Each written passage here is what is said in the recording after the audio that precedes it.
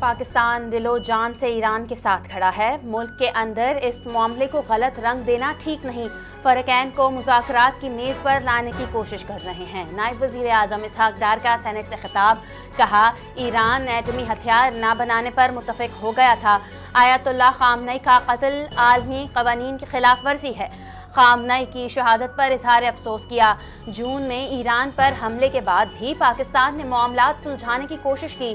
حالیہ کشیدگی پر پاکستان کی بیک ڈور سفارتکاری جاری ہے۔ ڈائیلاگ کے ذریعے افہام و تفہیم کا معاملہ نکل آئے گا۔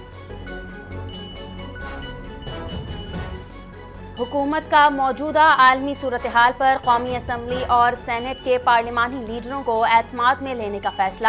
پارلیمنٹ کو مشرق وسطی اور ایران اسرائیل جنگ پر ان کیمرہ بریفنگ دی جائے گی۔ وزیر اعظم شہباز شریف نے سینٹ اور قومی اسمبلی کے پارلیمانی لیڈران اور اپوزیشن لیڈرز کو مدعو کر لیا۔ بریفنگ کے لیے کوارڈینیشن کی ذمہ داری رانا ثناء اللہ کو دی گئی ہے۔ ان کیمرہ بریفنگ کل 11:30 بجے ہوگی۔ مشرق وسطی میں کشیدگی پھیلنے لگی۔ ایران کے اسرائیل اور امریکی اڈوں پر بھرپور حملے۔ ایران کا اسرائیل اور خطے میں موجود امریکی تنصیبات کو نشانہ بنانے کا دعویٰ۔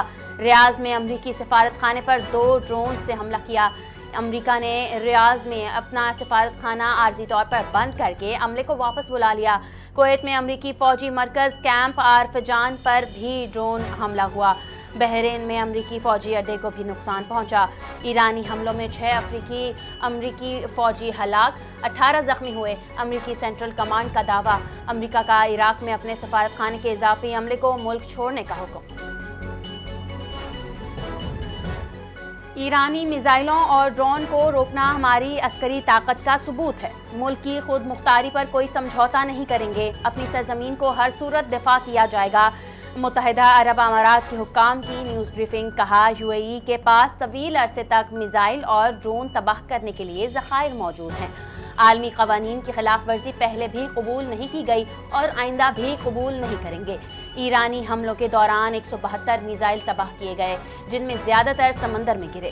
ایرانی حملوں میں 3 افراد جاں بحق اور 68 زخمی ہوئے۔ ایرانی کارروائی کے بعد UAE میں ہنگامی اقدامات تیز کر دیے گئے۔ اسرائیل اور امریکہ نے ایران کے خلاف حملوں کی نئی لہر کا آغاز کر دیا۔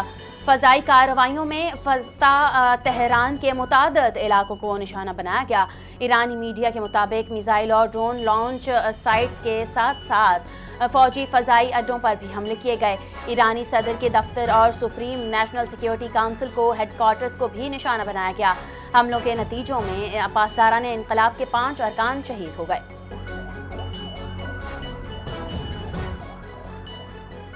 قطر اور سعودی عرب میں بم دھماکوں کی کوششیں، الزام میں موسادات کے ایجنٹوں کو گرفتار کیا گیا۔ امریکی صحافی ٹکر کارلسن کا انکشاف، کہا نیتن یاہو کے فیصلوں سے امریکی مارے جا رہے ہیں۔ اسرائیل عرب اتحادیوں کے درمیان جان بوجھ کر افراتفری پھیلاتا ہے۔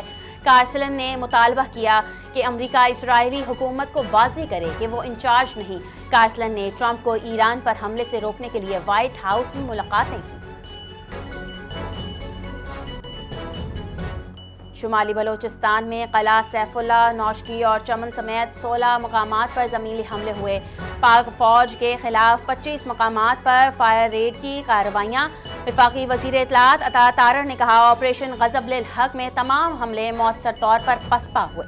27 افغان طالبان ہلاک کر دیے گئے۔ FC بلوچستان نارتھ کا 1 جوان شہید جبکہ 5 زخمی ہوئے۔ خیبر پختونخوا میں زمینی حملہ اور 12 فائر ریڈ ناکام، 40 حملہ آور ہلاک ہوئے۔ فالو اپ آپریشنز جاری، سیکیورٹی فورسز ہائی الرٹ ہیں۔